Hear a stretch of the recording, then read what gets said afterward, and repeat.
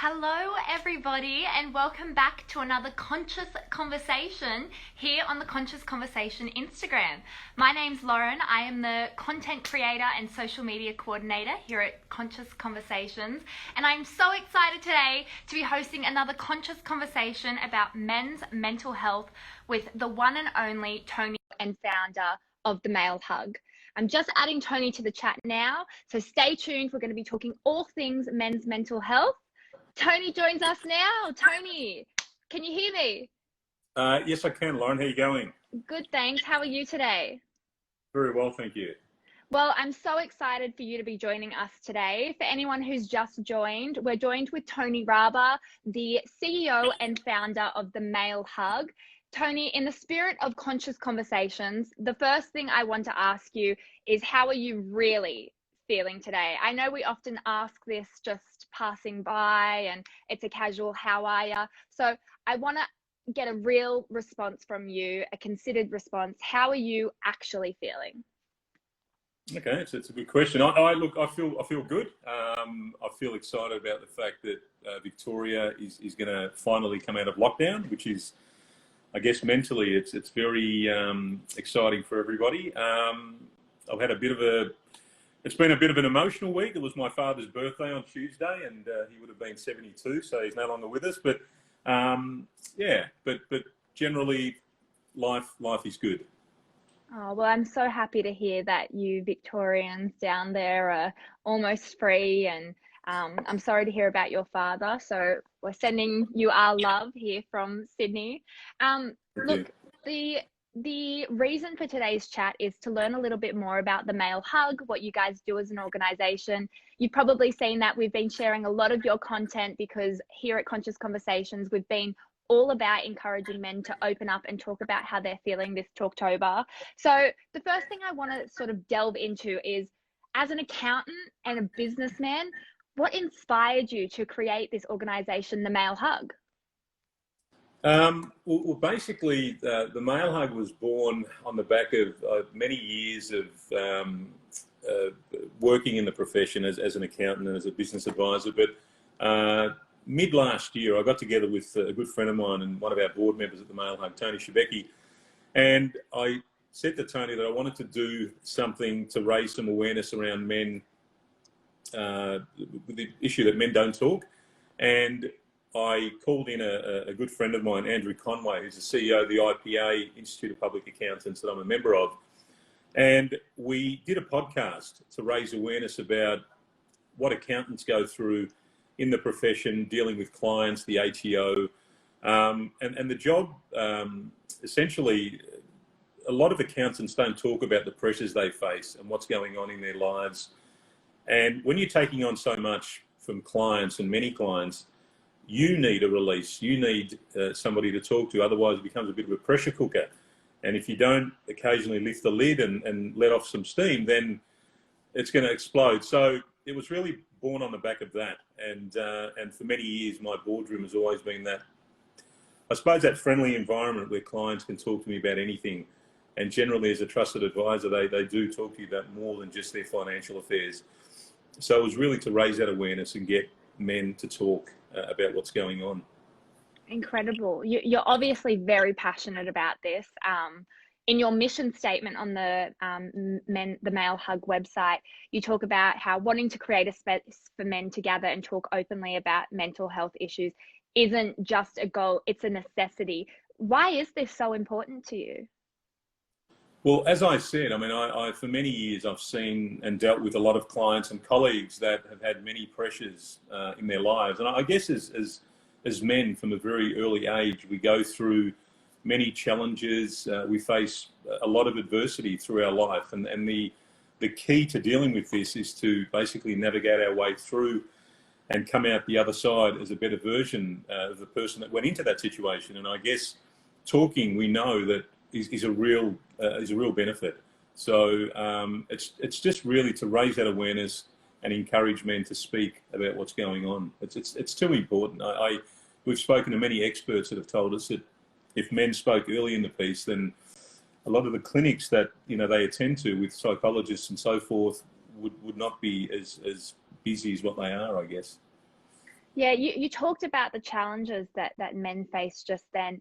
One of the greatest challenges I see, at least, that men talking about their mental health face is that inability to sort of open up about the issues because of that sense of shame or sense of less of a self-worth. Where do you think that stigma sort of comes from? Is that a product of societal gender construction where, you know, men are sort of taught to be strong from a young age, or is it something else? Look, it's one of those things. I mean, we're not experts, we're not professionals, we don't have a PhD in the subject of you know, men's mental health. But I guess the one thing that we do know is, as men, we always want to be that stoic, strong, bold leader that has all the answers. And sometimes we don't have all the answers, and it's okay not to be okay, and it's okay to admit that. So we've had many conversations with various CEOs and C-level guys that face a lot of challenges in life, and they fear the embarrassment or the shame or I suppose the public ridicule that might come from them not being as stoic or as strong. And if they let their guard down, they might be judged unfairly. And there's a lot of CEOs that can relate to this, but imagine a CEO sort of opening up and talking to his team about the fact that he doesn't have all the answers and he doesn't know, you know, hasn't got the solution at the moment, or telling people that he's not in a good place. I'd imagine that the next promotion or the next, you know, board meeting, he won't be looked upon too favourably. So, and that's a real problem. So I guess a lot of that, I don't know, from birth, we always have that stoic approach that we've got this, and it's just not the way. Yeah, and it's so good that you guys are taking some real action and really breaking down that stigma and breaking those barriers to make men feel more comfortable. The last couple of months have obviously been extremely difficult for Victorians, and as yourself living in Victoria, have you found talking and expressing how you feel helpful for your own mentality? Oh yeah, absolutely. So we've got a board of 8 members at the Male Hug, and these are all professional males that are very much all about raising the awareness and all about open dialogue communication. We've got a buddy program that we connect with and communicate with on a regular basis. So I guess in answer to your question, yeah, absolutely. Talking, letting it off your chest, that problem shared, the problem halved scenario really does work. The minute that you bring others into your, I suppose, your troubles and just thoughts. Sometimes it's just feeling overwhelmed or confused. Doesn't need to be a huge problem. So mental well-being is always in a state of flux. It's not constant. You know, you have your good days, your bad days. You don't want to let it build, because if you do, then that's when the issues start to occur. Exactly right. And a problem shared is a problem halved, I read on the Male Hug website. Yeah. This October, you guys launched the Talktober Challenge. Tell me a bit about that, because you guys have got some incredible ambassadors and participants around that. You've got Tom Boyd, Josh Frydenberg. How has this been received by the wider community? Yeah, look, it's exceeded expectations. So myself and Tony Rabah, one of our board members, came up with the Talktober Challenge probably about 2 months ago, I reckon. And we thought, let's turn the month of October into Talktober, encouraging men to talk, share what's going on. And basically, it's the challenge is all about committing to speak to a friend or a family member or a colleague for each day of the month of October. And just to reach out, connect, how you going, what are you up to, what's going on. And it's been awesome. Like, the response has been incredibly overwhelming, and we're looking to build on that for next year and beyond. So yeah, it's a wonderful, we're very proud of the initiative. Yeah, it really has had such a positive impact. I mean, Tom Boyd has been sharing a lot on his socials, and he's been getting a heap of replies and comments about how amazing it is to see a male like him be so open and honest and vulnerable about how he's feeling. So I think he's really helping break down those walls.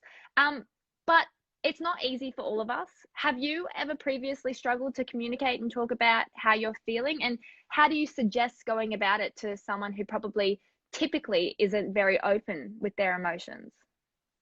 Yeah, look, absolutely. Like many men, I've had my situations or my challenges and adversities in life. I know when the GFC came around in 2008, I had a couple of businesses and things were really, really tough. And I lost my father around just not long after that, and there was a lot of problems in my life, and that reluctance to open up wasn't really getting me far. So the minute I reached out to close friends and family and was really able to talk about what was going on, it was that real release of that valve and that opportunity to really bring people in that cared and wanted to help. And it made all the difference in the world. So, yeah, absolutely.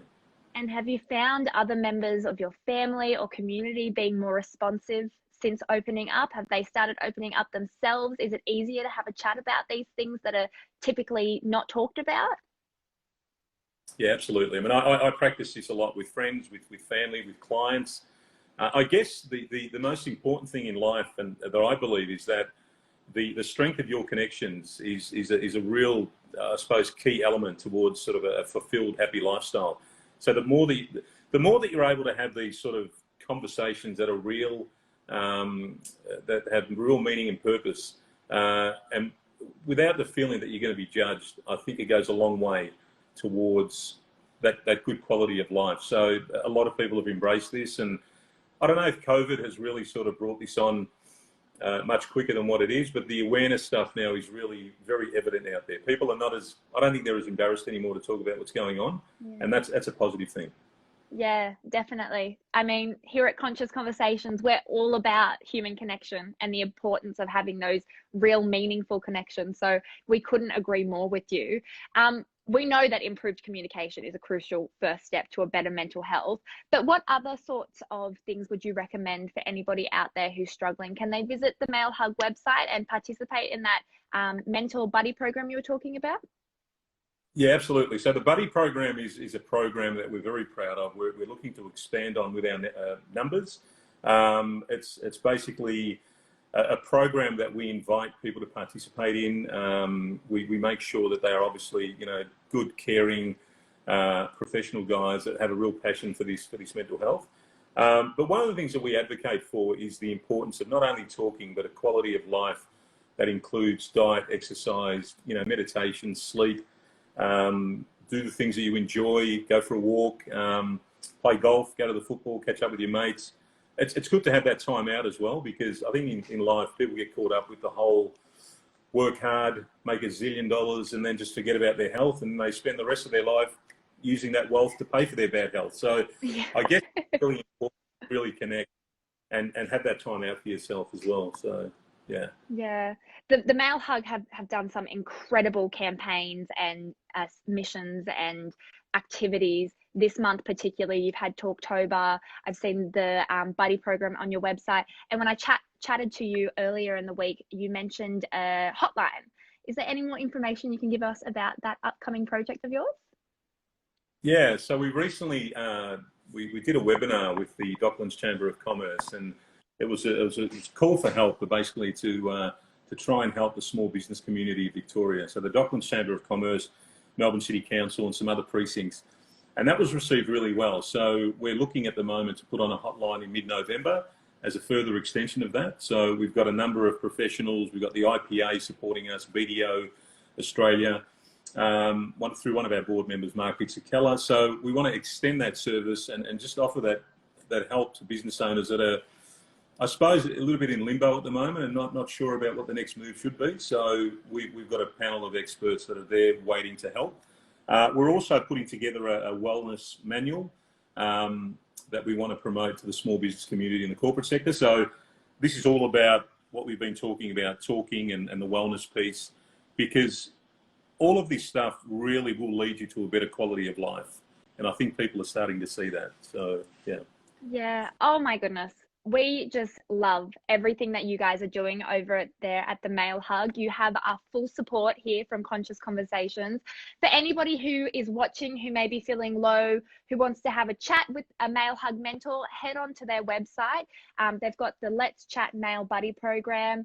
And also, you've got a couple days left of October. So participate in Talktober, call a buddy, ask how they are. And I encourage everybody to head over to the Male Hug Instagram and website. You can visit them at themalehug.com.au.